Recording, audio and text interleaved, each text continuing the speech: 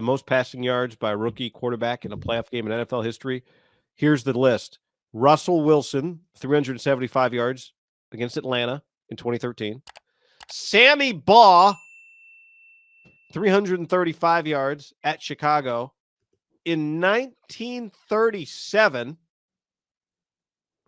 And then Brock Purdy, 332 yards against the Seahawks last week. So that's the guy going up against Dan Quinn. The flip side, I'll give you one Cowboy defensive stat. The Cowboys are number 2 in the NFL in sack rate. 8% of their pass rushes or dropbacks result in sacks. Only Philly actually is better. Philly's number 1 in the league in sack rate. So you beat the Cowboys, you be a good test because you're going to get good preparation because Philadelphia gets a sack on 11% of dropbacks. So that's the matchup. A guy who threw for over 300 yards last week doesn't necessarily want to do it that way against what's turned out to be one of the most productive pass rushes in the NFL this year. Second most. I had someone ask me, do you think that it's a negative, like it would tire them that they had 66 pass rushes last week, excuse me? Yeah, interesting. I was thinking, well, I think half of them, once you up big and you just, I actually think it's kind of fun and easy for defensive linemen. Like, I actually think running the ball, and I think Kyle and Harbaugh would agree. I not only take your will, I wear you out. I don't wear Hassan Reddick or Micah Parsons or Nick Bosa. It's like, if you just told them for an entire half, every single play is a 5 or 7 step drop, I don't think they would get tired. I mean, obviously you would not be the same, but I'm just saying they would sign up for that, or you're playing the mid-Cowboys offensive line, Emmitt Smith, they're going to run it every single play. It's much more difficult that way. Don't you agree? Well, yeah, I do agree because I think if we went and watched if you're up and they were up 3 scores. You're up 3 scores. And I don't think there's any shame in this. Game's hard. You're not pass rushing 100% every time. Especially not the D tackles. Max effort every time. Yeah. And you let's just rotate guys in and pass rush. So I agree with you. I think that had that game been 17-14 and the Bucs don't run the football, so in that way it's not. Well, and think about that. Obviously, the 49ers are a very, very good. I mean, scheme wise, I think many people in the league would say they're the best at it. And when it's rolling, they're impossible to beat. When they rush the ball effectively, they're going to beat you under Kyle Shanahan, since they've been good in 19. I was doing some market research, listening to some Cowboy content, looking around. The Cowboys inactives on Monday night, multiple big body defensive tackles. Well, they didn't need them. Why? Because Tampa, obviously they ended up throwing 66 times, but they're going to throw. They are not a running team because they can't run it. So they have some bodies that, depending on who they're playing, they can activate more pass rushing defensive linemen or multiple D tackles that Matt Mosley, who I listened to, who covered the Cowboys for fucking decades, says, I'll be stunned if Quentin Bohanna and Neville Gallimore are not up this week. But they didn't need him against Tampa. Good fucking recon, Middlecoff. Which makes sense. Now, I'm not saying baseball. It's like a baseball team. Like your 100% lineup, your right-hand lineup. It's not Sean Gilbert or, some all-time great defensive run stuffer. But still, like, that, you're right. It's very baseball, like a playoff series. Who's up, who's down. It makes sense. I would guess at minimum one of those. No lefties in the bullpen this week. If not 2 of them are up. So they'll play, because you have to play the 49ers more to run. The 49ers are going to establish the run. How did that game start last year? Started running the ball down the Cowboys' throat. Because what were they establishing? We're fucking tougher than you. And we're going to break you. Because we don't think you're that mentally tough. But physically, you do have some tough players. But we're going to prove that we're tougher than you. And they did. And I would imagine, Kyle, I will be stunned. It was honestly a little stunning on Saturday afternoon when Kyle just came out like throwing it like he had Patrick Mahomes, which I don't blame him, but it was raining and Purdy's balls going all. I'm not saying, and I'm pro throwing the ball in general. I would be prepared for some runs and starting, because this is the way to ease Brock into the game, because they didn't ease Brock into that playoff game. No. I bet that they run some power stuff right at number 11, and wherever number 11 is, I would be stunned if Kyle doesn't have some. He's going to be on the right side. Yeah. I don't think he's going to waste many snaps on the left side. So he'll be on the right side. We're running the ball at him early enough. If you tell me they went 3 and out on the first series and went 3 straight runs to the right, That's very believable. Because the one advantage McGlinchey is going to have against Micah Parsons is he can't run block. McGlinchey is a big guy. He's a good run blocker. Put Kittle over there. You're hearing it here first. No inside information. First play of the game, run to the right at Micah Parsons. And honestly, wouldn't be shocked if the first several plays are runs. Because that is a fuck you, we're running down your throat, Mike. And Dan. Yeah. Because watching the Eagles-Cowboy game on that Christmas Eve, I think the Cowboys would rather kind of have some herky-jerky, spread it around, like play like that. Like the Bucks. It's going to be pass fest, both sides. And that's what the Cowboys want to do. Run some of their trick plays. They don't want to get into this like body blow after body blow after body blow. What Jim Harbaugh has done to Ohio State the last couple of years. And Kyle has gotten away from that a little bit. Don't blame him. It's been working. I think it's going to get back. You saw the thing that went viral of McCaffrey getting some D and Juszczyk working on a swing. Those two were just, obviously they spend time together because they're in the same meeting room, but it's like, I bet it's a game like McCaffrey and Elijah Mitchell down your fucking throat, Mike. Yeah. And Dan, I mean, can you stop us? And I keep an eye on the inactive list that Neville and Quentin are up. Okay. Or whoever the better group is, because that's going to be, kind of a fascinating. You only have so many pitches because we talked about their run defense has kind of been hit or miss throughout the year. You got to add some bigger guys, right? Because you're not. Kyle would swan dive off the Golden Gate before he ever had a playoff game where he threw it 66 times. That is a Shanahan family nightmare, right? Seriously. I mean, football's a guy's life, and his nightmare is literally throwing it 60 plus times a game. And you'd argue how many games in the history of sports, of the sport of football, like Mike Leach, 66 times in a big game, college or pro, is going to be successful, right? Besides some crazy college shootout. Even you could throw college out, but definitely pro football. We were talking about the other day. I think by and large, your 350-yard passing games, I'm not going to say I bet you lose more of those games than you think you do. Like if we went and researched 350-yard passing games, probably a little skewed these last several years. I think it's gotten a little, I would say in the history of the league, though. In the history of the league, but I would bet even, I don't know. It's just a thought.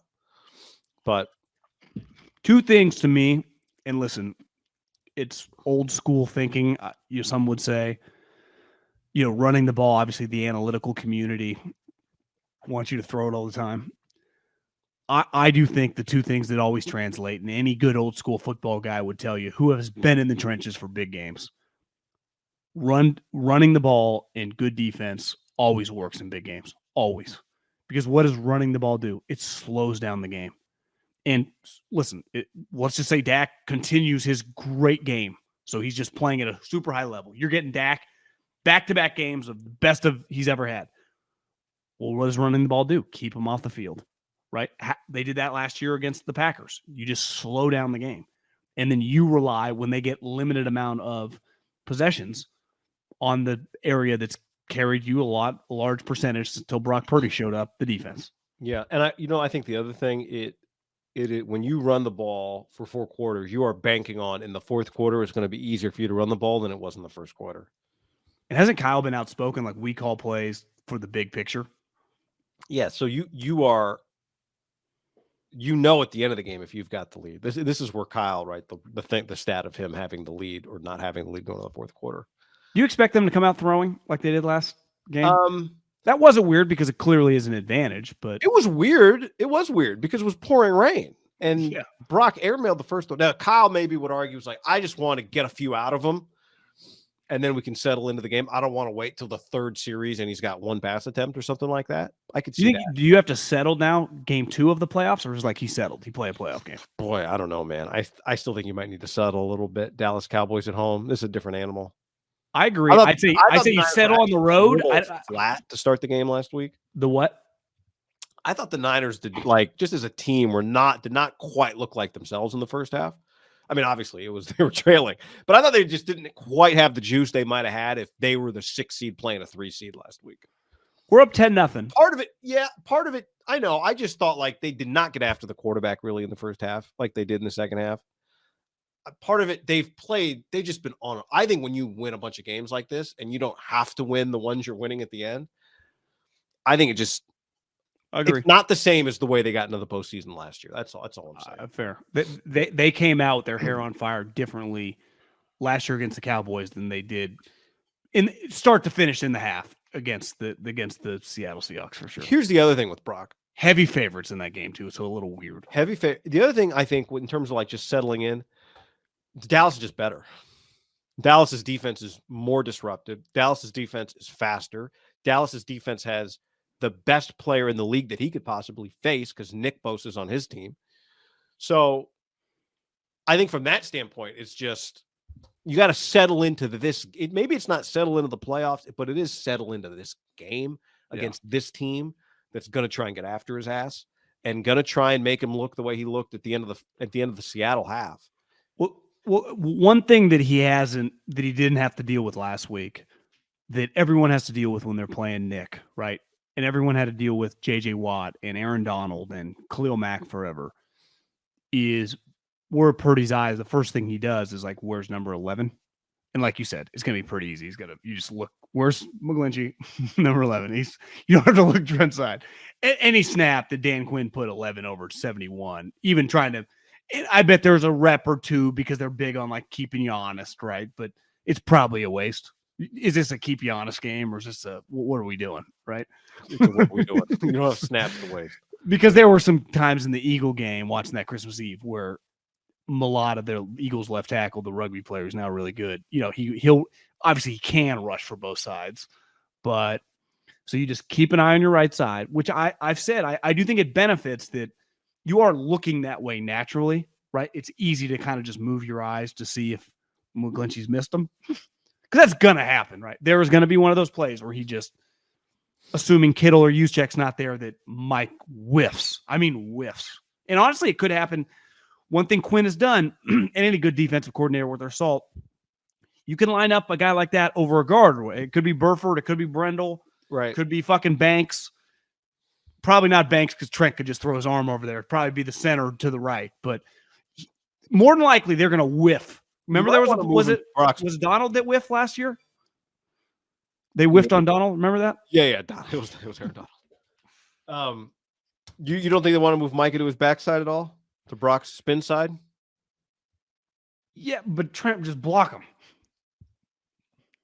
Or you just say, hey, he's a great player too. Maybe you can beat him. Yeah, I mean, Trent's been. What would you say over under reps?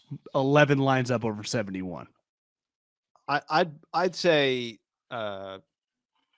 what number 60 snaps. Yeah, I'm thinking what number would I have to give you for you to take the under? Would you take the under on 3.5? The highest I'd go is 5. 5. Schwan on the stream says, I see run heavy the first few, then a shot to Danny Gray. Been setting that one up all year. You know what Danny Gray's Instagram account is? 6 to the house. Close. Can't guard 5. Oh, he's number 5. I thought it was 6 to the house. He is 6, but I wonder if his college number was 5. I knew Can't guard 5. 6 to the house was so good. That was close. Can't guard 5. Can't guard 5. I'm sure he would have liked that for Twitter. It must be taken because it's a normal Danny Gray. Yeah, can't guard 5. Man, saying this about Danny Gray, I think deep down, he's told people close to him, like, I think within the next year, I will be in the mix right there with Ayuk and Debo on this offense, right? Well, and that might be extreme. I think the fact that he plays special teams, he's got a shot. You're right. He did have a good tackle last game. I think he's got I was like, I think he's got some shit to him when I saw him make that special teams tackle. I agree. And John Lynch does like him. What a big game for Brock Purdy, man. Just what doesn't get any bigger. He's playing the Dallas Cowboys at home as the quarterback for the San Francisco 49ers. It's as big as it gets. I saw somebody Bear, the researcher from College Game Day. Chubby ball guy, yeah.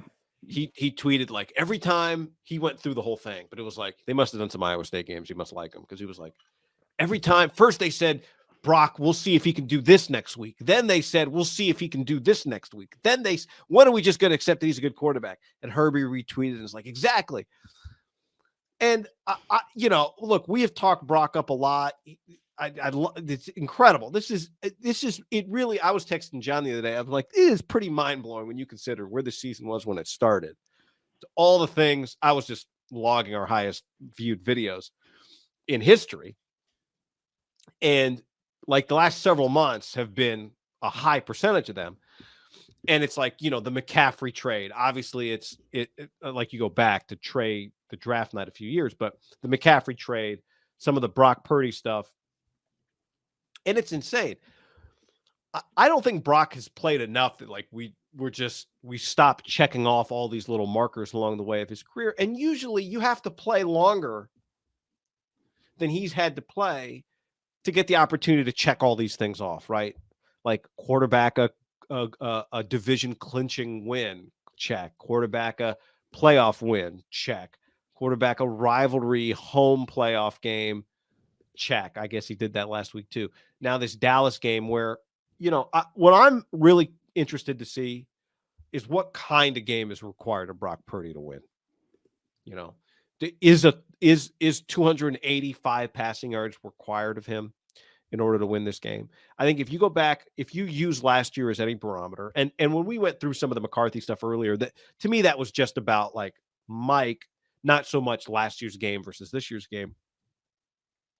But like if you use last year's game to some degree, and just historically what it has taken for the Niners to win in the postseason, the reason the Cowboys got back in that game is because the Niners actually got a little unhinged in the second half offensively. Like Jimmy threw a bad pick. The Niners, Jimmy missed. I was actually a little surprised. I'd forgotten the play rewatching the game. The Niners have a 3rd and 11, and I think Kyle's just going to sit on the ball, and he doesn't. He lets Jimmy, after Jimmy's pick, he lets Jimmy throw. And you might remember, he gets Ayuk wide ass open. Ayuk ends up in like Odell Beckham mode, trying to one-hand a ball along the sideline. That, the debate was, did Ayuk break it too flat? Should Jimmy not have let him down the sideline? But anyway, it's incomplete. My point is, the Niners taking care of the football and hitting open plays, they don't end up in that finish with Dallas that they ended up in last year.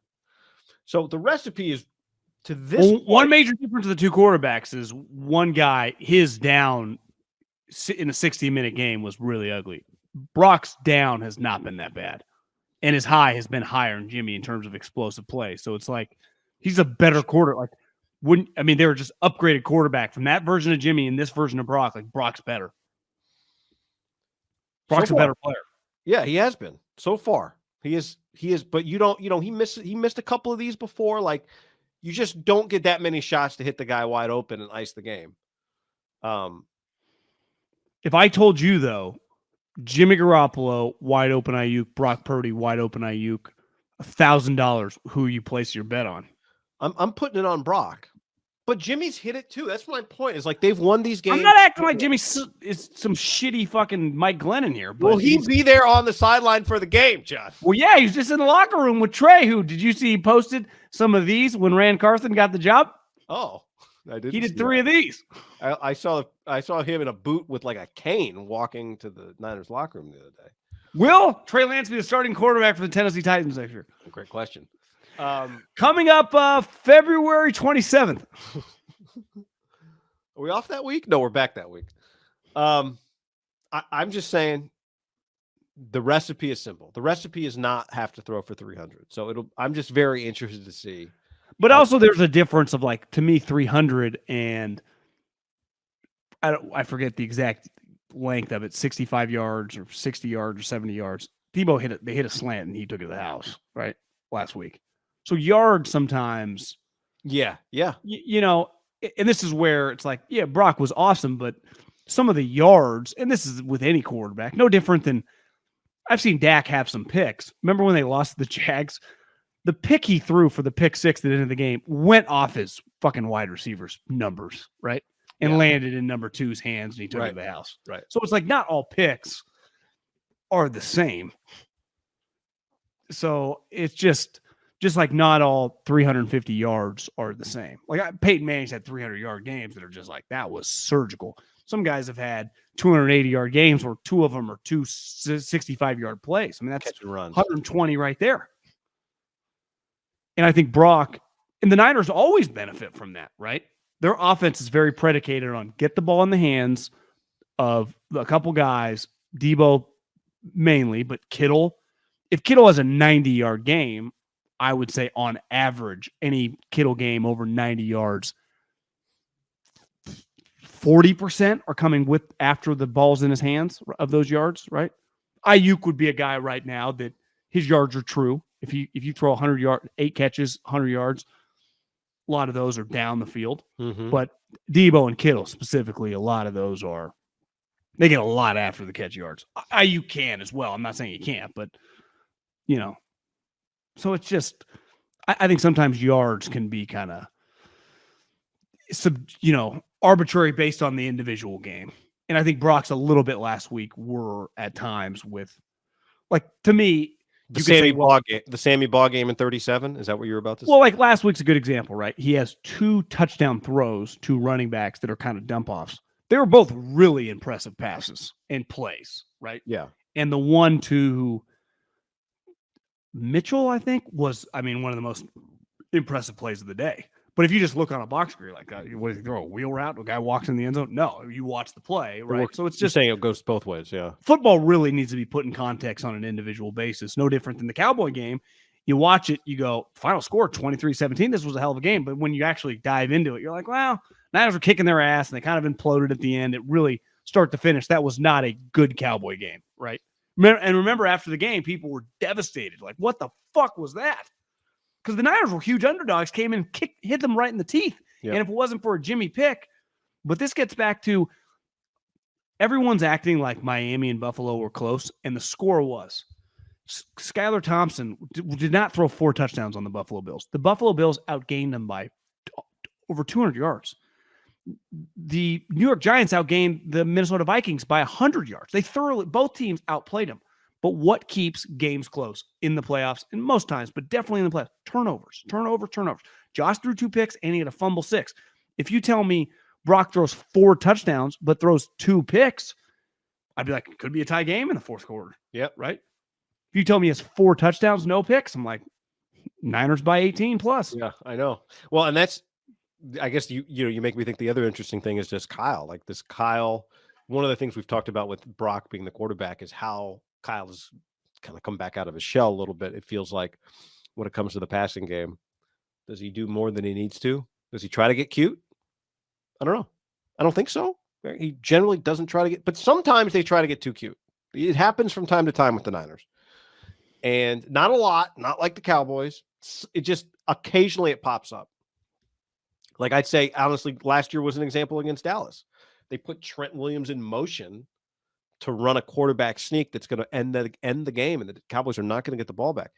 Why is Trent Williams ends up not being set in time? The 49ers snap the ball. It's an illegal shift, and the Cowboys get the ball back. But they ran Trent in motion the following week to get an enormous first down, remember? Yeah, well, then they did it again, and it didn't work. Remember that? Kyle really wanted to show everyone that they could put Trent in motion. The first time he did it with Trent, it was cool. The second time he did it with Trent, it felt a little gratuitous. Yeah, it was too much. Felt overkill. Yeah, it was overkill. So I would say the juice option play. That wasn't that a broken play? Did we determine that was not? I don't know. I would say no Trent in motion. Just leave him at left tackle and utilize him by running behind him. Yeah, you can't. He can only be in one place at once. So just let him stay set and move human beings. I think Jimmy, I think Jimmy was almost perfect or perfect on like sneaks. Like Jimmy had not been stopped. Just we're talking about an inch here a yard. You guys train to be muscly. They don't. Their interior linemen were on the inactive list last week. Jimmy's a better QB sneaker than Brock. Brock's a little unsure about it. A little unsure and just smaller. Yeah. But the push, that's where the push is key.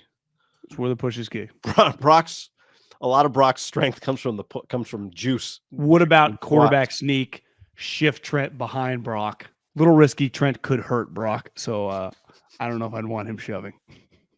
Can you imagine if Purdy got hurt? If Purdy got hurt on Trent Williams shoving him from behind, like broke his rib. lifting it up like Simba over the pile. I wonder if we eventually get a quarterback injured that way on a push behind, like a running back rams into him. If you go look at Brock's last sneak last week, it was pretty physical. Yeah, pretty Who violent. got It's a violent play to begin with.